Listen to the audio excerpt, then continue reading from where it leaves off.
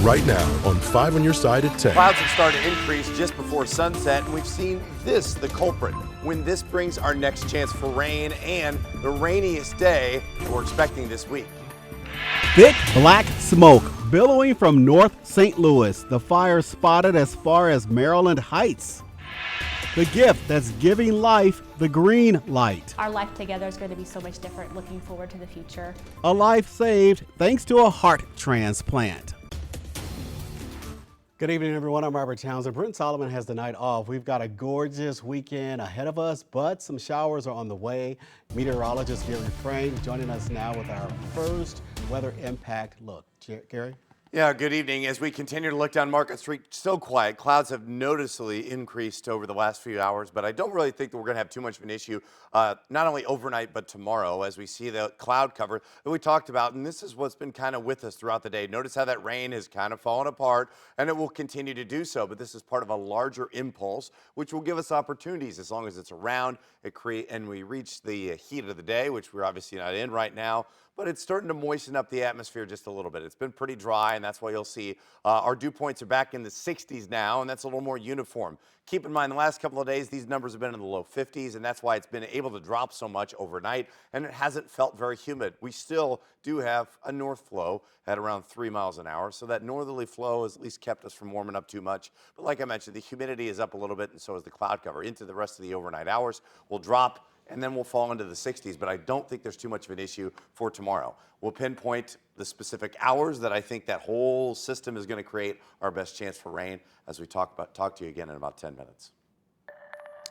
St. Louis firefighters were busy today tackling a couple of multi-alarm fires. Here's a look at one that caused thick black smoke to plume over the St. Louis skyline this afternoon after a North City warehouse caught fire. The second alarm fire happened at a recycling facility on Hall Street. Now, according to crews there, that smoke could be seen as far away as Maryland Heights. Investigators tell us it's due to what was burning there. Because of the plastic, there's a lot of plastic pipe down there. It looks like they're grinding up the pipe to recycle it. A lot of tires, so that a lot of hydrocarbons. So the smoke was deep, dark, and heavy. That's what we attribute all this to. We have no heavy winds, so the smoke just basically went straight up, dissipated, and it's gone. The fire department says it found no hazardous materials in the smoke itself, but there were several explosions on site as crews battled those flames. No one was hurt. Investigators are still trying to find out what started the fire. St. Louis City firefighters fought another two-alarm fire, this one on West Florissant Avenue. Flames shot through the roof of the three-story commercial building. Crews needed to keep their distance from the burning building in case of a possible collapse. Now, it took 6 master streams and 3 aerial waterways to put out the fire. No one was hurt in that fire either. We'll keep you updated as we learn more. Tonight, we're trying to learn more about a deadly shooting in South St. Louis, rather that's St. Louis's Baden neighborhood. It happened around 2 this afternoon on Wall Street. Police responding to the scene. You see there, after getting calls for a shooting, they went there and found a man dead. Homicide detectives are investigating. We'll keep you updated as we learn more. This morning, St. Louis radio personality Tammy Holland died after a 3-year battle with cancer. Her sister broke the news online, remembering Holland as a loving sister and mother. Holland showed her courage throughout her battle to thousands of people, followers on social media, hoping to spread awareness. Now, many of those fans are expressing their love now on social media. Tammy Holland was 53 years old. Today, the family of a little boy who drowned at a summer camp honored his memory.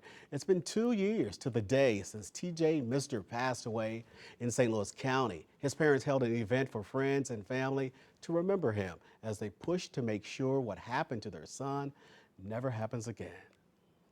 It's very necessary to ask the right questions and make sure that your kids are safe. You know, this was a totally preventable tragedy, so we want to make sure that this doesn't happen to another family. You know, we lost our son today. Make sure that doesn't happen to you. TJ's parents set up a swim scholarship in his honor and are now calling on Missouri lawmakers to pass stronger regulation for summer camps. One of the largest tree free expos, and the state kicked off for its 25th year downtown this morning. The expo is a collaboration between the Urban League and St. Louis Public Schools, making sure families are ready ahead of the first day of school. Now, they provided free supplies, backpacks, food, and even haircuts and manicures. Families could also get information about home ownership, energy assistance, and a lot more. People are able to get all of this in a one-stop shop. It makes life so much easier for them because everybody's busy with their jobs and trying to raise families and take care of kids and trying to do everything that they have to do in their day-to-day life. So this is an opportunity for us to pull everything together in one space so that people can find out how they can make improvements to their lives. The Urban League said it expected to help nearly 25,000 people over the course of the day.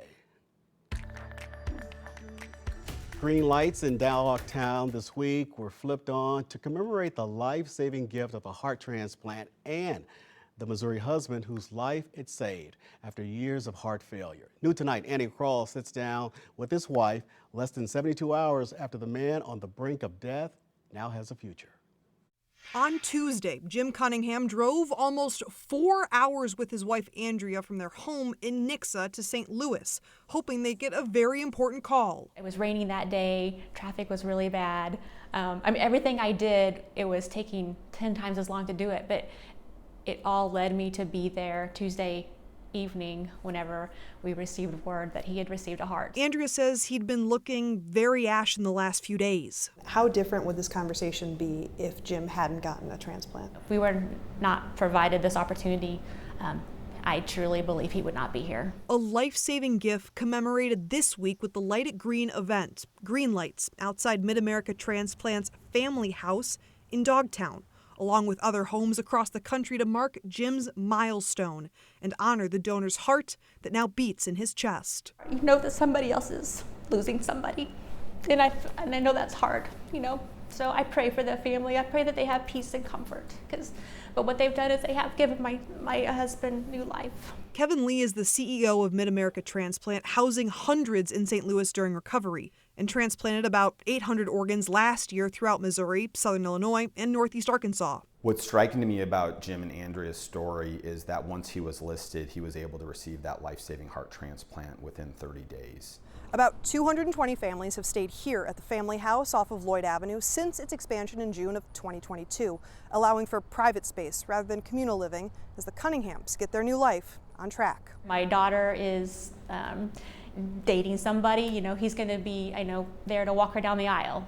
Just those life events that happen, he's going to be there now. Reporting in Dogtown, Annie Krall, 5 on your side. Mid-America Transplant says 17 Americans die every single day waiting for an organ transplant. Now, if you're interested in learning more about becoming a donor, you can visit our website at ksdk.com.